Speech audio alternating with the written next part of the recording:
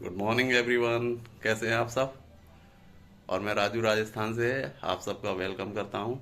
और जैसे आप सब जानते हैं कि शादियों का सीज़न शुरू हो चुका है और इस सीज़न में चूड़ियों की सेल बहुत ज़्यादा बूम कर जाती है। तो मैं आपको अपना कुछ स्टॉक जो मैंने मंगाया था वो दिखाता हूँ और बताता हूँ कि अगर आप फिरोजाबाद से चूड़ी ला रहे हैं तो आपको किन किन चीज़ों का ध्यान रखना होगा। क्योंकि जब मैंने पहली बार चूड़ियाँ मंगाई थी तो कुछ स्कैम मेरे साथ हुआ था और मैं नहीं चाहता कि वो आपके साथ भी हो। तो इसीलिए आपको क्या क्या बचाव करने हैं उसके बारे में मैं आपको बताता हूँ इसी वीडियो में। भाई देखो, चूड़ियों का स्टॉक आया है अपना आज।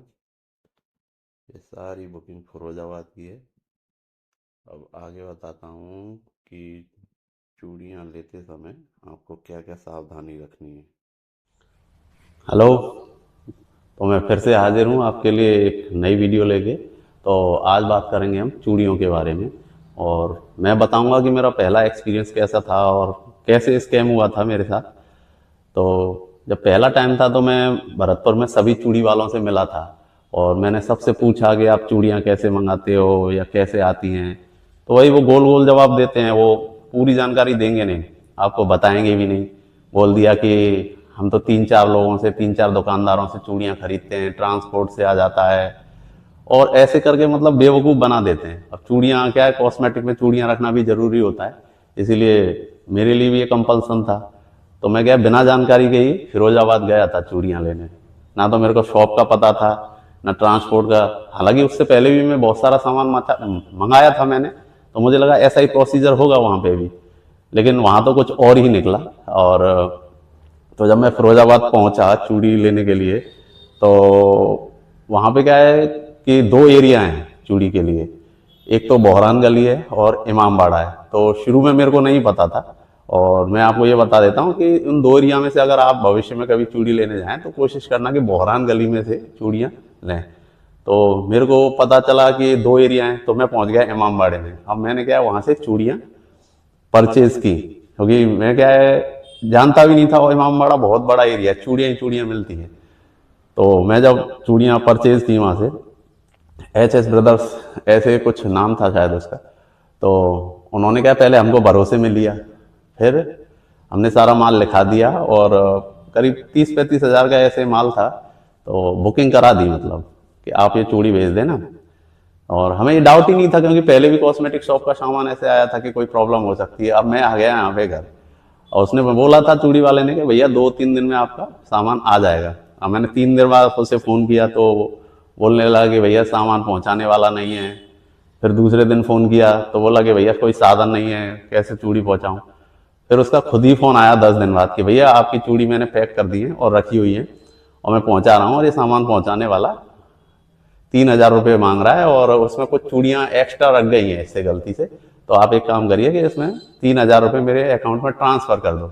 अब चूंकि ट्रांसपोर्ट का और जितना भी आपका मटेरियल या प्रोडक्ट का जितना भी कॉस्ट होता है वो सब उसी टाइम ले लेते हैं, और मैंने उसे बोला भी कि भाई वहाँ ही सारा पेमेंट करवा लिया था आपने। तो उसके बाद क्या वो बोला कि नहीं, चूड़ियाँ तो जब ही जाएंगी भैया, आपको 3,000 रुपये डालने पड़ेंगे। तो मैंने बोला कि भाई मैं तो 3,000 रुपये नहीं दूंगा, मैं खुद आके चूड़ियाँ अपनी पिकअप कर लूंगा। फिर उसको बोला कि चलो कोई नहीं, आप है ना केवल भाड़े के 500 रुपये दे दो। और उस पर भी बहस करने लगा कि भैया भाड़ा तो देना पड़ेगा, जबकि भाड़ा मैं पहले ही दे चुका था उसे। तो फिर मैंने सोचा चलो 500 रुपये की बात है तो 500 रुपये डाल देता हूँ। फिर चूड़ियाँ उसने ट्रांसपोर्ट पे पहुंचाई और मेरे को वहाँ बिल्टी दी। बिल्टी भी क्या है, बिल्टी क्या था, केवल एक मोहर लगी हुई थी, जैसे बिल्टी आती है उस टाइप की नहीं थी, ऐसा खाना पूर्ति जैसा था। और चूड़ियाँ वहाँ पे भी 4 दिन रखी गई। मैं ट्रांसपोर्ट वाले को फ़ोन कर रहा हूँ, वो फ़ोन नहीं उठा रहा है। तो आप लगाओ, जब मैंने पहली बार चूड़ियाँ मंगाई थी तो करीब 20 दिन में मेरे पास आई थी, और जब चूड़ियाँ यहाँ पहुँची तो ये समझ लीजिए उनके जो डब्बे थे कुछ गले हुए थे, कुछ चूड़ियाँ टूटी हुई थी। तो मैं समझ गया कि मेरे को बेवकूफ़ बनाया है इन्होंने। अब मैंने दोबारा जैसे चूड़ियाँ मंगाई हैं तो उसमें इतना प्रॉब्लम मेरे को नहीं हुआ है, तो मैं आपको बताता हूँ कि आपको करना क्या है। तो इस बार तो मैंने चूड़ी अपनी राधे बेंगल शॉप है बौरान गली में, वहाँ से मंगाई थी। तो आप अगर जाएं तो वहाँ से चूड़ियाँ लाने का साधन कैसा है, तो वहाँ तीन ही साधन होते हैं।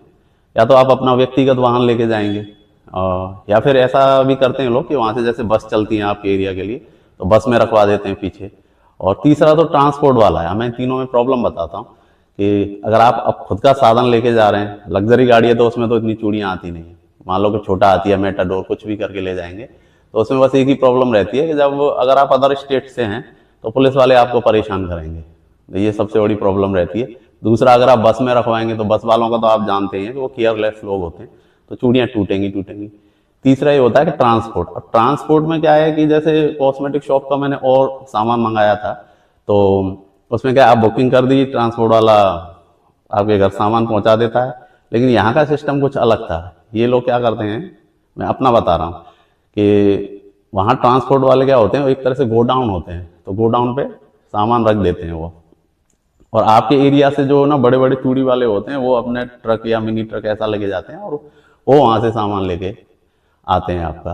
तो आपको ऐसा करना है कि आप अगर चूड़ी लेने जा रहे हो तो आप पहले सबसे पहले ट्रांसपोर्टर से मिल लीजिए, वहाँ का जो ट्रांसपोर्टर होगा उससे मिल लो और पूछ लो कि आपके एरिया में कौन सा चूड़ी वाला है जो यहाँ से सामान लेके जाता है, और सबका सामान यानी सबकी चूड़ियाँ होती हैं वो लेके जाता है।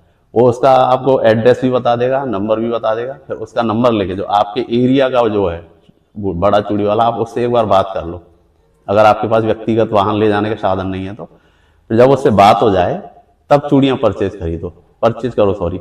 तो आप परचेज करने जाओगे उस टाइम आपको क्या करना है, आप सबसे पहले अपने चूड़ियों के जो कलर हैं या आपके साइज हैं वो सारे निकलवा के आपको उनके ऊपर नहीं छोड़ना। वो आपको बेवकूफ़ बनाएंगे कि भैया 4 घंटे लग जाएंगे इनको पैकिंग में, 5 घंटे लग जाएंगे, आप जाइए हम सामान भेज देंगे।